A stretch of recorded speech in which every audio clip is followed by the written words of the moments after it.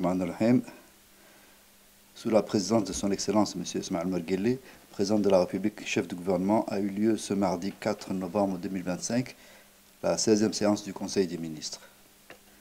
Ont été examinés et approuvés les textes et projets suivants. Présidence de la République. Première question, projet de loi portant création de l'Autorité nationale de cybersécurité.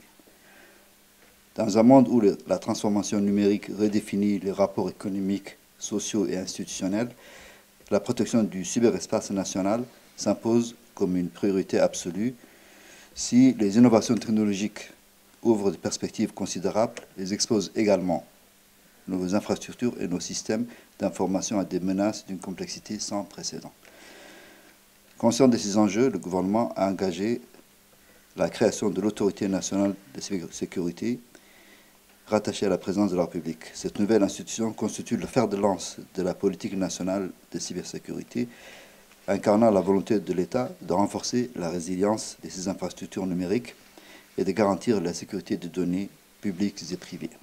L'Autorité nationale de régulation sera chargée de mettre en œuvre la stratégie nationale de cybersécurité, d'assurer la protection des infrastructures critiques et du système d'information de l'État, de veiller à la sécurité des réseaux de communication, de lutter contre les ingérences numériques et des campagnes de désinformation, et de promouvoir le développement des compétences de la recherche et de l'innovation dans le domaine de la cybersécurité. Par cette initiative, le gouvernement réaffirme sa détermination à garantir un espace numérique souverain, sûr et résilient au service de la stabilité, de la confiance et du progrès.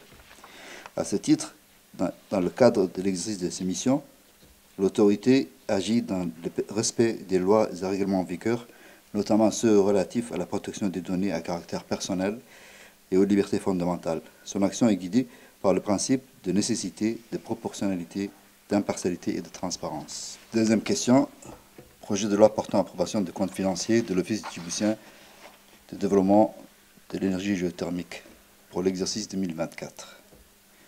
Le compte financier de l'Office djiboutien de développement de l'énergie géothermique pour l'exercice 2024 sont arrêtés en produit à 410 323 000 et en charge à 424 175 000. Le résultat de l'exercice connaît une amélioration significative par rapport à l'exercice 2023. L'ODEC a réalisé des investissements de plus de 71 millions de francs djibouti en construction, en installation technique, en outillage, ainsi qu'en matériaux de bureau. Troisième question, projet de loi portant approbation des comptes financiers de l'autorité de régulation multisectorielle de Djibouti pour l'exercice 2024.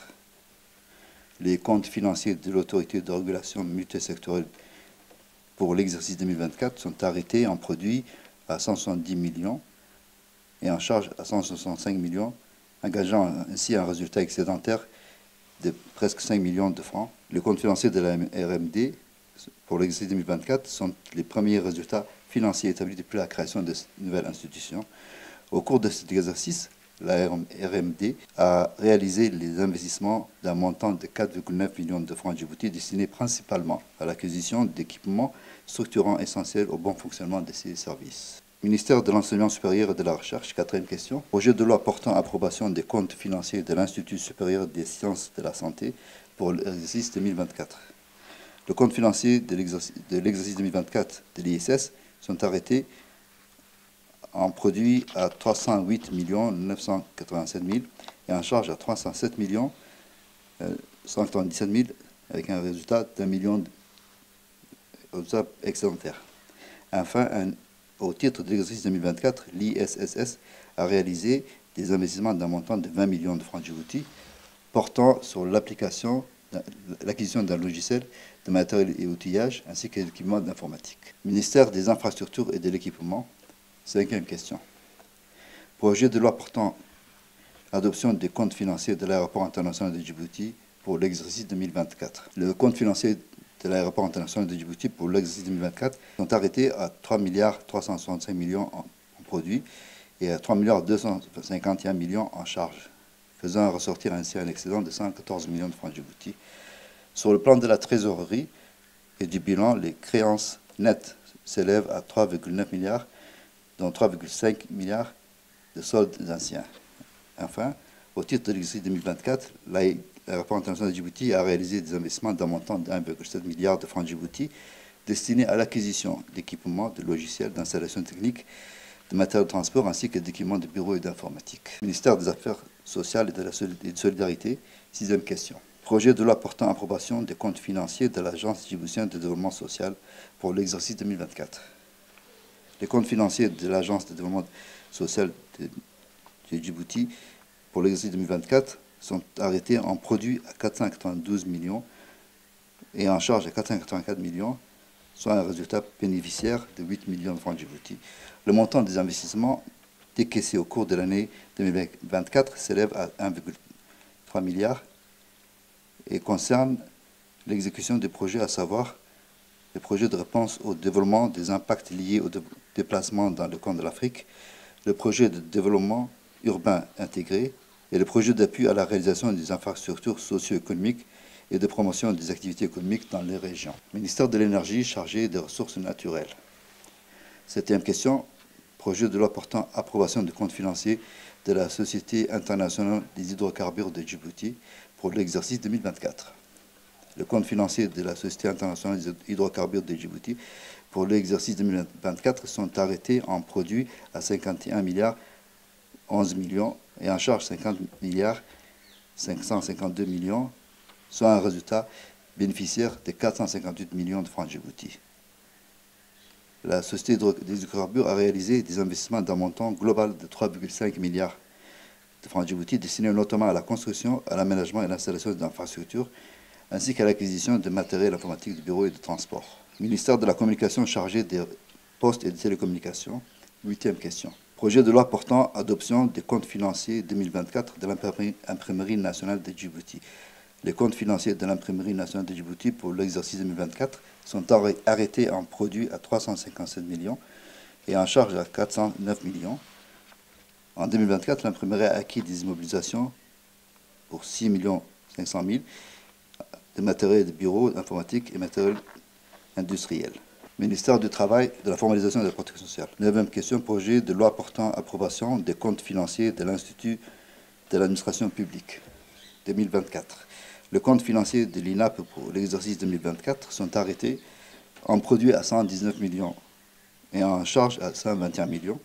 En 2024, et dans le cadre du renforcement des capacités des agents publics, l'INAP a formé 1087 praticiens participants, lancé la deuxième promotion du programme de management des organisations publiques, mis en œuvre des formations spécifiques à certains secteurs, tels que l'énergie et les agents de la santé. Des formations pour des personnes en situation de handicap et également, enfin, des formations destinées aux agents et élus locaux. Dixième question, divers projets portant nomination sont nommés au ministère de l'Agriculture, de l'eau et de la pêche, de l'élevage et des ressources halieutiques. M. Saïd Khairi Youssouf est nommé conseiller technique auprès du ministre de l'Agriculture. M. Hassan Mohamed Hassan est nommé directeur de l'hydraulique rurale. Au ministère de l'Énergie, chargé des ressources naturelles, Hamza Hussein Ali et Mme Mariam Amin Mohamed sont nommés inspecteurs. En fin de séance, les différents ministres ont fait des communications sur leur participation à des missions et à déplacements. Le ministre de l'Économie et des Finances a fait un compte-rendu de sa participation aux assemblées annuelles 2025 du FMI et de la Banque mondiale à Washington du 13 au 19 octobre 2025. En marge de réunion, le ministre a également pris part à la 26e réunion interministérielle de l'initiative de la Corne d'Afrique, Horn Africa Initiative, tenue à Washington, D.C.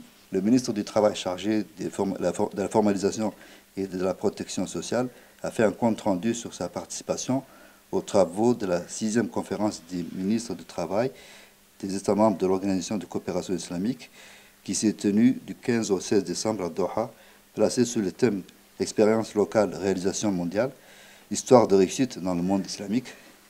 Il a également fait un rapport de la 3e conférence ministérielle de l'autorité intergouvernementale pour le développement, IGAD, sur le travail, l'emploi et la migration de la main-d'œuvre qui s'est tenue du 20 au 22 octobre à Nairobi sous le thème « Améliorer la gouvernance des migrations et de la mobilité de la main-d'œuvre pour la prospérité ». La ministre de l'Économie numérique et de l'Innovation a fait un compte-rendu de sa participation à la cérémonie signature officielle de la Convention des Nations Unies sur la cybercriminalité, qui s'est tenue le 25-26 octobre 2025 à Hanoï, en République socialiste du Vietnam. Représentant son Excellence, Monsieur le Président de la République, la ministre a signé cette convention historique au nom de la République de Djibouti. Cette convention constitue le premier cadre juridique mondial visant à renforcer la coopération internationale dans le domaine de la prévention et de la détection et la lutte contre la cybercriminalité. Le ministre du Commerce et du Tourisme a fait un rapport de sa mission sur sa participation au 5e Forum d'économie et d'affaires Turquie-Afrique qui s'est tenu du 16 au 17 octobre 2025 en Turquie. En marge de ce forum, le ministre a eu des entretiens bilatéraux avec ses homologues, notamment de la République de la Turquie. Il a également fait part de sa participation au 3e sommet sur le financement des infrastructures en Afrique qui s'est tenu du 28 au 31 octobre 2025 à Luanda, en Angola. Ce sommet avait pour objectif de mobiliser les investissements massifs afin de combler les déficits annuels de financement des infrastructures en Afrique, estimés à plus de 1 000 milliards de dollars. Je vous remercie.